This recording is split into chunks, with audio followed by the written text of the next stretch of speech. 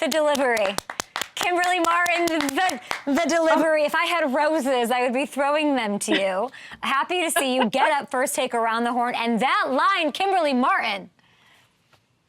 Kay, my love, I didn't think I was saying anything out of turn. I think I was just speaking truth. Like, he literally was just with his girlfriend outside. Like, he knows what he's doing. So Belichick, I love it for him. Yeah, how did he recruit her, right? I want the inside scoop there. Bill Belichick, the news of the day, he has accepted the UNC job. I'm assuming this means that maybe he thought, oh, I wouldn't have a place in the NFL landscape for a second year in a row. I'm going to go do that. What does this say about the coaching landscape of the NFL? I got to be honest, Kay, I think, I said this on First Take today, okay. I think it's criminal that he's not in the NFL. Because you can't tell me, given the accolades, given his resume, given what he's done as a defensive coordinator and as a head coach, that Bill Belichick can't build an NFL winning program. I understand the end of the Patriots, not good. I get it. But for more teams not to be interested in him, given what he's done, I'm disappointed for him. But I'm happy for him that he has an opportunity. Listen, Kay, in this world, we're not trying to be pick-me's. It's not about, hey, please, you're not begging people to pick you in this world. It's you want to go where you are celebrated and cherished, and he has that in UNC. That's fair. Where are you? What is his background? Is this work? Oh, I'm at the Seaport. Yeah, I just did First Take. I've got the Seaport behind me. Beautiful. I don't know. Yeah, got the lighting situation. Yeah. What's the lesson of Bill Belichick? You're disappointed. I'm disappointed. So much work, decades, rings. Is it ageism? Is it just it wore thin? Is it Brady was better, he's not? What is the lesson of Bill Belichick? So I think it is now people want to debate the Tom of it all versus the Bill of it all. I think that hurts him clearly. But I also think it's the assumption that Bill wanted to come into an NFL building and say, it is my way or the highway, because that's what we did in New England. Now, he and I went to the same undergrad, Wesleyan University. So I don't know Bill like that, but I know he's highly intelligent. I don't know if that's the case. Like, if he told teams that, like, it's got to be me and that's it and I run everything, or if teams assume that. And I know people within buildings said, you know what, if you bring in Belichick, he could get rid of me. He could get rid of you. Like, you got it. I think the fear of Bill coming into a building saying this doesn't work, that doesn't work, we need to, do better. I think a lot of people in the NFL said, you know what, we can figure it out on our own. We don't need to bring him in here. And that's not about winning. That's about ego to me. Interesting. Yeah, I feel like I would hope that there's people who would welcome that sort of authority and leadership. I was trying to, I will be honest with you, the last year and a half, I've been trying to get him to be the coach of the Jets, which I know can never happen, but look at that face. I'm trying to get one of those Kimberly faces on my show, I wished it could happen. You don't want him resigning on a napkin again. You don't want that. I think Jets fans should like that prospect. Right. I like where your mind is going. But no, he would never step foot back in there. That was a beautiful line, I gotta say. It was literally everywhere yesterday. Like, you won the internet with that perfect delivery. I love to see it. Yeah, I think sometimes I forget I'm on TV. We're just talking. It's Good. Like, you want to be, like, you're talking with your boys at a bar, like you're talking sports. And literally, we're talking about Belichick can't relate to young people. I mean, yes, he can. Clearly he can in some ways. I don't want to think about it too long, so let's move on from the Seaport and Belichick we mentioned the Jets here, so let's go into the Aaron Rodgers of it all. He had a lot to say about the organization just yesterday. Let's take a listen. It might be something like that. Might be some sort of curse we got to snap as well. But whatever the case, this team, this organization is going to figure out how to get over the hump at some point. I heard this and I thought, I know Kim has worked this beat for 5 years and you're still doing it, being there in New York, working for ESPN. And I was thinking, is she like taking that in as like, yeah, of course, what are you just learning this now? Or do you think that there isn't a curse? Where do you stand on this? I know a lot of Jets fans feel that. And when Aaron came last year, I was there week 1. Whereas Monday night of September 11th, I was on the sidelines pregame for the fireworks, and I was like, this building has never felt more electric. This is incredible. And then for it to end his season to end 4 plays in, I was like, that was the moment where I was like, this doesn't happen to normal franchises. This just doesn't.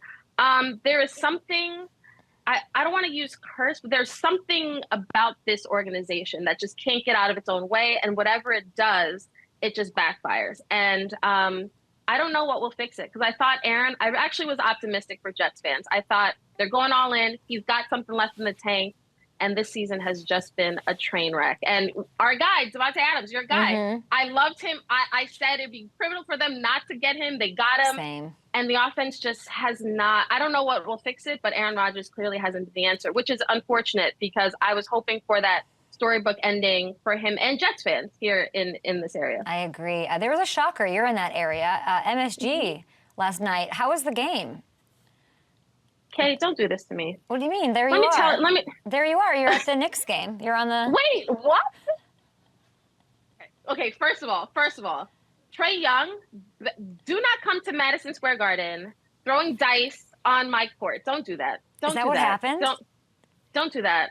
I'm still upset. I'm not even. I can't even. I don't even handle it. know. I have no follow for you. I'm not worthy of the first. I have no idea. Please tell me what happened.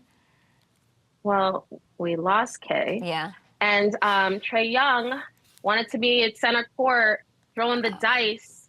And, he's the ultimate heel. He's the troll. If he was playing against somebody else, I would love it. Against the Knicks. See? You see? I didn't put that up there. That's I only can control what I can control up there. You don't like that. I was showing you that. We mocked that up because Shedeur Sanders was there. Courtside at the game. This is I'd rather it have been you. An insane Obviously. applause. Kim, the crowd goes absolutely crazy. Can he save New York football? For which team? The Giants? Just in general. New York, it could be both, one or two. So here's the thing. Talent-wise, yes, he brings it. He would be used to the city, the lights, all of that. His dad is Deion Sanders. Let's be honest. Yes. But I don't see how one guy can fix a franchise. Given the Giants, they've been trying to fix their offensive line for 10 years. They've been trying to protect quarterbacks for 10 years, and it hasn't happened. To expect that Shedeur, yes, I love Malik Neighbors. He needs somebody to get him the football downfield. I would love the pairing, but if Giants fans are expecting that this guy can completely, solely turn around by himself, that they need more than just Shedeur. But he can handle the spotlight. Listen, the spotlight would love him. The endorsements off the chain.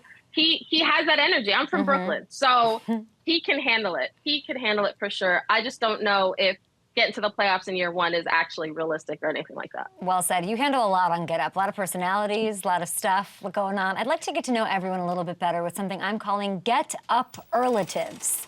You're a part of Get Up on ESPN. It's just like, which ESPN personality is this? Who's most likely to get coal in their stocking this year? Oh, Dan Orlovsky. Why? Dan, I brought in treats. I brought in different pastries. My agency, shout out to Montag, sent me pastries. I brought in for everybody. Dan was like, who's going to eat this? And then he took a bite and was like, I don't eat stuff like this. He's so weird. What a weirdo. He's so weird with his white rice and boiled chicken. No flavor. It's so weird. No flavor, no nothing. Like, get over it. Then he has to comment on it. Just don't touch it then. By the way, WME's never sent me pastries. Just saying, Montag Group, hey, holler.